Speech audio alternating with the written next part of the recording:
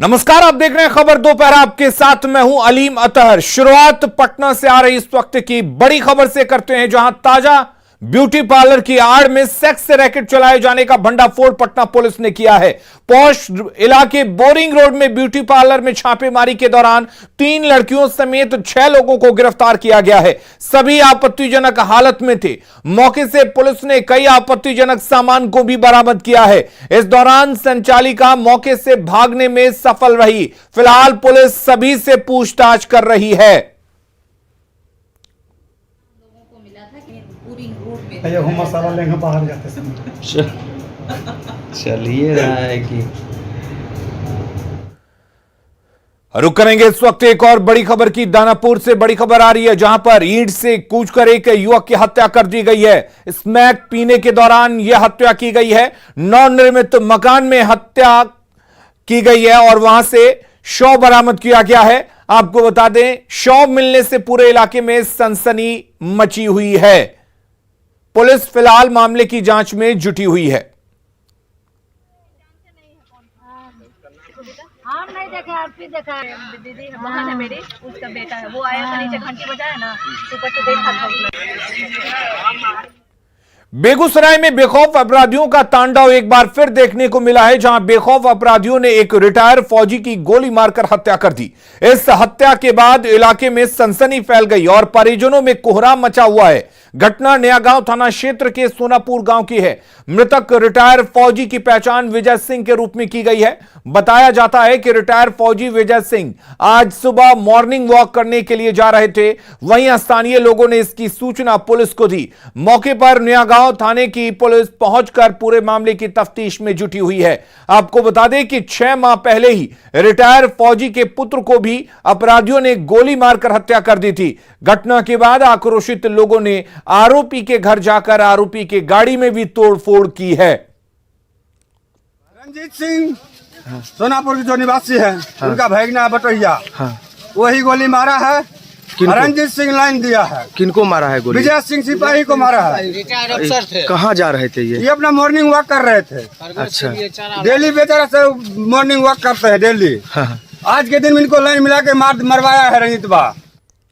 और अगली खबर भी बेगूसराय से ही है, जहां जमीन विवाद में 2 पक्षों के बीच जमकर मारपीट हुई, जिसमें एक नाबालिग लड़की महिला सहित 3 लोग गंभीर रूप से घायल हैं, जिनका सदर अस्पताल में इलाज चल रहा है। मामला सिंगौल थाना क्षेत्र के डुमरी गांव की है। दरअसल पीड़ित सुरेश शाह ने अपने पड़ोसी अमरजीत शाह और शत्रुघ्न शाह पर आरोप लगाते हुए कहा कि विवादित जमीन पर इन लोगों ने मकान बना रखा था, जबकि इस जमीन के मामले में अभी न्यायालय का फैसला आना बाकी है और कोर्ट में केस चल रहा है। जबकि सुरेश शाह उन लोगों को रोकने के लिए गए तो सभी लोग जमा हो गए और सुरेश शाह और उनके परिजनों के साथ मारपीट करने लगे। साथ ही साथ सुरेश शाह के बहू के गले से सोने की चेन और अन्य जेवरात छीन लिया। पीड़ित पक्ष ने आरोपियों के खिलाफ मामला दर्ज करवाया है। फिलहाल पुलिस पूरे मामले की छानबीन में जुट गई है। घर पर नहीं थे, काम पर से हमको फोन आया जो काम कर रहा है। हमारे ज़मीन है, सब कुछ कागज पत्र सब कुछ हमारे साथ है।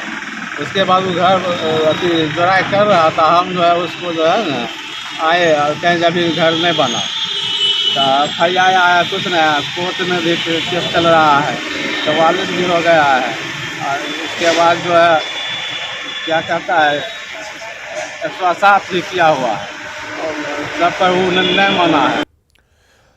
और अगली खबर औरंगाबाद से है, जहां एक युवक का शव बरामद होने से इलाके में सनसनी फैल गई। घटना हसपुरा थाना क्षेत्र के बालाबिघा गांव के पास की है। मृतक बलिराम कुमार अमझर शरीफ पंचायत के वार्ड सदस्य संगीता देवी का पति था और कल शाम से लापता था।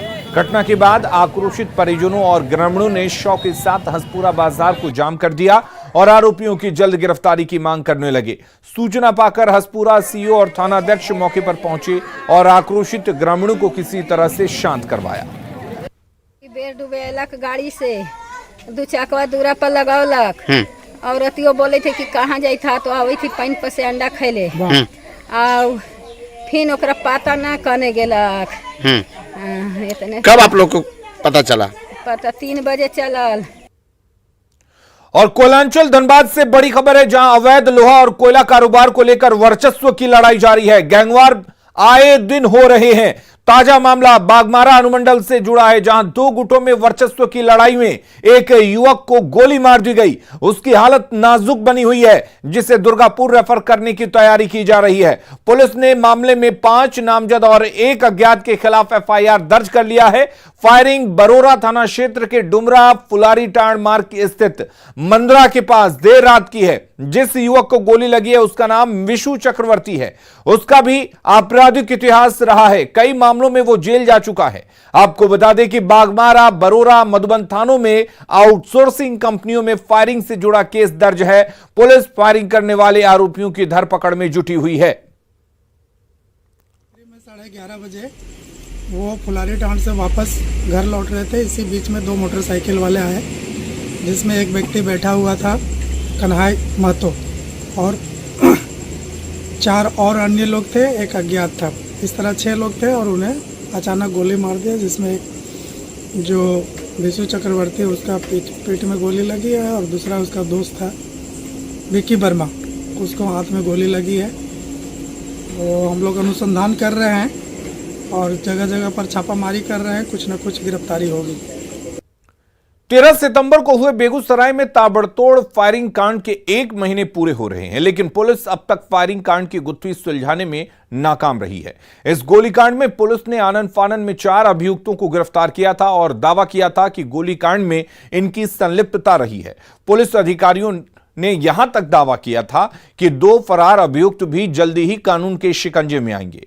साथ ही बिहार पुलिस मुख्यालय से लेकर बेगूसराय एसपी तक ने साजिश रचने वालों को जल्दी बेनकाब करने का दावा किया था। लेकिन हैरानी की बात यह है कि 1 महीने बीत जाने के बाद भी पुलिस इस मामले में अंतिम निष्कर्ष पर नहीं पहुंची है। ऐसे में बीजेपी ने एक बार फिर से इस मसले पर बिहार सरकार के साथ ही पुलिस महकमे को कटघरे में खड़ा करना शुरू कर दिया है। उधर इस मामले में कल तमाम तरह के दावा करने वाले बिहार पुलिस मुख्यालय को बोलते नहीं बन रहा है। बेगूसराय पर रोज ही जांच कर रही है और कहती है कि जांच पूरी कर लिए है, लेकिन जांच अभी तक रिपोर्ट क्यों नहीं जारी कर रहा है? ये कैसा अनुसंधान? सिर्फ जो है आई वाश करने का काम करती है बिहार पुलिस। बेगूसराय में इतनी बड़ी घटना हुई और अभी तक जो है उसका रिपोर्ट जो है क्यों नहीं प्रस्तुत कर रहे हैं बिहार पुलिस? यह बहुत बड़ा दुर्भाग्य है। 1 महीना से ऊपर हो गया है, लेकिन अभी तक रिपोर्ट जो है प्रस्तुत बिहार पुलिस ने नहीं की है। पुलिस का अनुसंधान सही दिशा में चल रहा है। हम लोग कार्रवाई कर रहे हैं। जो आपको पहले भी बताया था, मुख्य अभियुक्तों के साथ साथ जो लोग पकड़े गए थे उनके जो हमारे टेलीफोनिक इंटरसेप्शंस और जो बाकी काम है, डिजिटल एविडेंस का काम, उस पर काम चल रहा है। झारखंड में बगैर ओबीसी आरक्षण के निकाय चुनाव कराने के फैसले का बीजेपी ने कड़ा विरोध किया है। बीजेपी सांसद आदित्य साहू ने कहा कि राज्य की हेमंत सोरेन सरकार ने पहले पंचायत चुनाव में ओबीसी समाज का हक मारा, अब निकाय चुनाव में भी बगैर आरक्षण के ही चुनाव कराने का फैसला ले लिया गया है। एक तरफ सरकार ने ओबीसी को 27% आरक्षण देने का प्रस्ताव पास किया है, तो वहीं दूसरी तरफ सरकार नहीं चाहती कि राजनीति में ओबीसी समाज की भागीदारी बढ़े। बड़ी आबादी से राज्य की सबसे बड़ी आबादी किसी की है तो पिछड़ों की है, और उस पिछड़ा समाज का भी जो आरक्षण पंचायत चुनाव मिलना चाहिए वो भी नहीं दिया, उस समय भी अधिकार छीनने का काम किया। और जब निकाय चुनाव की जब अभी बारी आई है तो उसमें भी बहुत बड़ी आबादी जो पिछड़ों के शहरों में रहती है, उन पिछड़ों का इस निकाय चुनाव में फिर से पुनः चिढ़ाने का काम किया, उनका आरक्षण को फिर से छीनने का काम किया है। झारखंड राज्य के लिए बहुत ही दुर्भाग्य का विषय है और आने वाला समय में जो सरकार पिछड़ों के साथ जो भद्दा मजाक कर रही है, उसका जोरदार तरीके से बहुत बड़ा समाज सरकार को जवाब देने का काम करेगी। झारखंड कैबिनेट के द्वारा 2023 में बगैर ओबीसी आरक्षण के निकाय चुनाव कराने के फैसले का राष्ट्रीय ओबीसी मोर्चा ने विरोध किया है।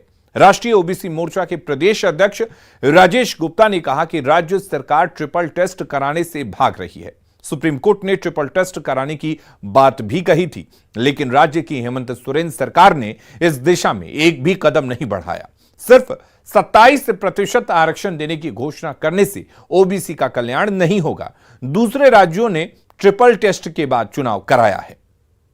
मैं पुनः अपील करूंगा माननीय मुख्यमंत्री हेमंत सोरेन जी से कि आप जो है ट्रिपल टेस्ट की कार्रवाई पूरी करें, तो आप दिखता जाए सिर्फ 27% आरक्षण आप घोषणा कर चुके हैं, कैबिनेट में पास कर दिए हैं, उससे ओबीसी जनता खुश नहीं होगी।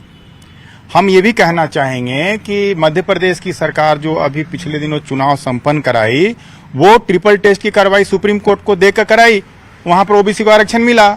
उसी तरह से महाराष्ट्र में भी हो रहा है, हो गया, वहां पर भी जो है ट्रिपल टेस्ट कार्रवाई करके आप तो एक कदम भी नहीं चढ़े। हम लोग तो इसी के लिए तो मांग करते हैं कि सरकार एक कदम भी तो चले। बिहार में विधानसभा उपचुनाव का ऐलान हो गया है। मोकामा उपचुनाव को लेकर 7 अक्टूबर से 14 अक्टूबर तक नामांकन की आखिरी तारीख चुनाव आयोग ने घोषित कर दी है।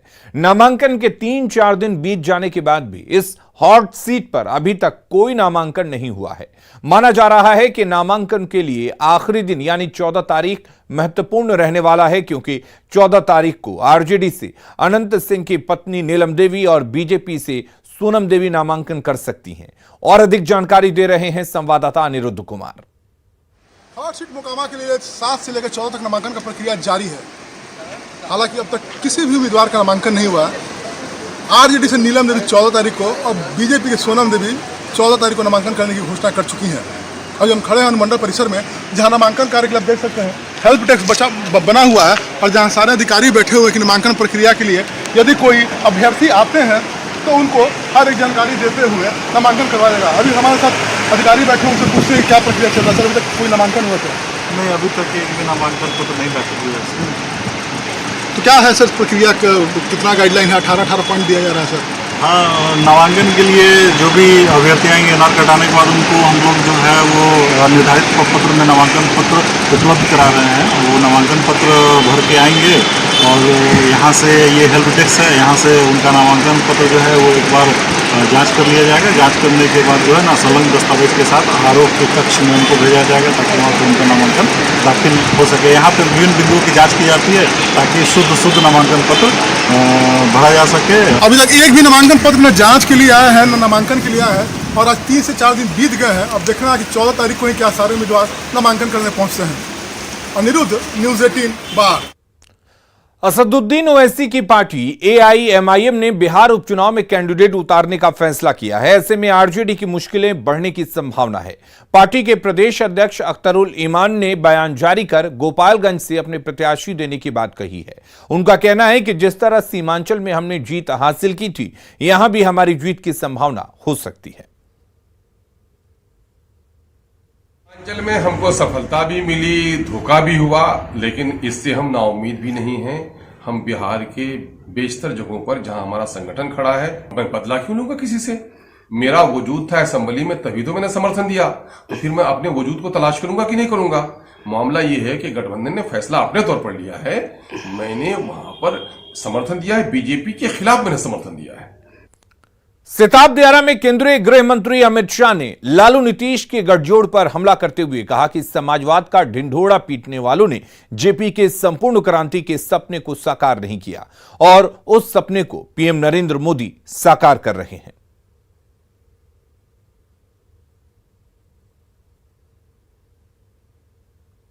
मैंने एक नारा सुना था, अंधेरे में एक प्रकाश, जय प्रकाश, जय प्रकाश, और उसी नारे पर गुजरात और बिहार के युवा एकत्रित होकर सत्ता परिवर्तन करे थे। मगर जेपी ने साथ में संपूर्ण क्रांति का भी नारा दिया। संपूर्ण क्रांति के नारे को किसी भी कांग्रेसी ने सफल बनाने का यत्न नहीं किया। संपूर्ण क्रांति के नारे को सफल बनाने का काम देश के प्रधानमंत्री नरेंद्र मोदी जी ने किया है। मित्रों, नरेंद्र मोदी जी ने देश भर के 60 करोड़ गरीबों को उनके जीवन स्तर को ऊपर लाकर उनके लिए रोजगारी के मौके सृजित कर उनके जीवन में उनके घर से धुआं निकालकर घर में उजियारा करने का काम नरेंद्र मोदी जी ने किया है। अमित शाह ने लालू नीतीश की जोड़ी पर देश में इमरजेंसी लागू करने वाली कांग्रेस के साथ गठजोड़ करने का आरोप लगाया है। उस आंदोलन की और कई लोग हैं जो पूरा जीवन जेपी का और लोहिया जी का नाम दिए। मित्रों, आज मैं बिहार की जनता को पूछने चाहता हूं, जो जेपी का नाम लेकर जेपी आंदोलन से उपजे नेता आज कांग्रेस के गोदी में बैठे हैं केवल और केवल सत्ता के लिए, उसके साथ आप सहमत है क्या? जरा जोर से बोलिए, सहमत है क्या? ये जयप्रकाश के सिद्धांतों की राजनीति है, ये जयप्रकाश का बताया हुआ मार्ग नहीं। और जेपी की जयंती पर सिताब दियारा में यूपी के सीएम योगी आदित्यनाथ ने कहा कि वो इस इलाके से बाढ़ की समस्या को खत्म करेंगे। यहां पर इस गांव के बाद की भूमि जनपद बलिया की भूमि आती है और हम लोगों ने पहले से तय किया है, मैं तो बिहार सरकार से पहले से ही कहता रहा हूं कि हमें बाढ़ की समस्या के समाधान करने के लिए नदी के ड्रेजिंग के कार्यक्रम को आगे बढ़ाना चाहिए। यह हमें जल यातायात की सुविधा के साथ भी जोड़ेगा और हर वर्ष आने वाली बाढ़ की समस्या का समाधान भी करेगा। उत्तर प्रदेश के अंदर खासतौर पर मां गंगा और मां सरयू के इस संगम स्थल पर यह क्षेत्र हर वर्ष बाढ़ की त्रासदी को झेलने के लिए जो मजबूर होता है, उसको भी उत्तर प्रदेश सरकार अपने कार्यक्रमों के साथ आगे बढ़ा करके इसे बाढ़ से मुक्त करने के साथ ही यहां के समग्र विकास को आगे बढ़ाने का कार्य करेगा। आईआरसीटीसी देश भर के धार्मिक स्थल भ्रमण के लिए स्वदेश दर्शन पर्यटन के नाम से एक विशेष ट्रेन चला रही है। इस कड़ी में 10 अक्टूबर को यह ट्रेन दरभंगा से देश भर के प्रमुख ज्योतिर्लिंग के दर्शन के लिए खुली। यह ट्रेन 10 दिनों के यात्रा के दौरान कई प्रसिद्ध मंदिर के अलावा कई दार्शनिक जगहों का भ्रमण कर 11वें दिन वापस लौट आएगी। इस विशेष ट्रेन में सफर करने वाले यात्रियों का स्वागत खुद दरभंगा के सांसद गोपाल जी ठाकुर ने पाग और माला पहनाकर किया। बैंड बाजे के साथ सांसद गोपाल जी ठाकुर के साथ नगर विधायक संजय सरावगी और विधान पार्षद हरी सहनी ने हरी झंडी दिखाकर इस ट्रेन को रवाना किया। ट्रेन में सफर करने वाले तीर्थयात्री भी अपने स्वागत से गदगद थे।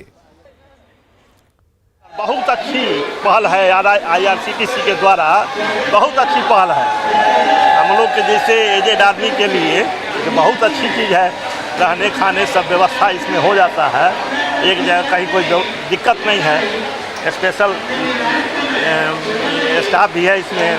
दर्शन यात्रा जो देश का पहला यात्रा यहाँ से निकालने का काम हुआ है, स्पेशल ट्रेन के माध्यम से यहाँ के 750 यात्री का हमने हरी झंडी दिखा करके विदा करने का काम किया है।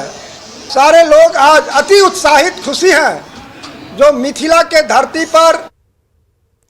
अगली खबर बक्सर से है, जहां इस बार छठ पूजा को लेकर बक्सर नगर परिषद ने गंगा घाटों की सफाई शुरू कर दी है। हालांकि गंगा का जल स्तर बढ़ रहा है, बावजूद इसके नगर परिषद साफ सफाई कर रहा है, जिससे कि छठ व्रती गंगा घाट पर आए तो उन्हें घाट पर जगह मिले। गंगा घाट का जायजा लिया संवाददाता पुष्पराज। बक्सर शहर में भी इस बार छठ पर्व को लेकर के बक्सर जिला प्रशासन नगर परिषद के द्वारा मिलकर के साफ सफाई का काम अभी से शुरू कर दिया है। लेकिन जो स्थिति बनी हुई है गंगा घाटों पर, गंगा का जलस्तर अभी बढ़ रहा है। आप देख सकते हैं कि न्यूज़ 18 की टीम मौजूद है बक्सर के रामरेखा घाट पर, और ये जो गंगा का बढ़ा हुआ जलस्तर है वो जो गंगा घाट है, जो नमामि गंगे प्रोजेक्ट के तहत जो घाट बनाई गई थी उसकी तमाम जो सीढ़ियाँ हैं वो पानी में डूबी हुई हैं। लेकिन इस बात से अलग होकर के जो बक्सर नगर परिषद है, जो घाट बचे हुए हैं, जो घाट ऊपर जो जहां पानी नहीं पहुंचा है वहां जो सील्ट जमा है उसकी साफ सफाई का काम युद्ध स्तर पर किया जा रहा है। जो तमाम जो कर्मचारी हैं, जो सफाई कर्मी हैं, वो नगर परिषद के बक्सर के सभी गंगा घाटों पर उनकी ड्यूटी लगाई गई है कि जो भी सील्ट जमा है या फिर जो गंदगी है गंगा घाटों पर उसे साफ किया जाए। हालांकि इस बार जो गंगा का जो जल स्तर बढ़ा है तो घाट पर जो जगह है वो कम छठ व्रतियों को मिलेगा, लेकिन नगर परिषद इस तरह से तैयारी कर रहा है कि जो भी घाट ऊपर बचे हुए हैं वहां साफ सफाई करके जो छठ व्रती आएंगे उन्हें यहां जगह दिया जाए। पुष्पराज, न्यूज़ 18 बक्सर। और खबरों का सिलसिला लगातार जारी है, आप बने रहिए न्यूज़ 18 बिहार झारखंड के साथ।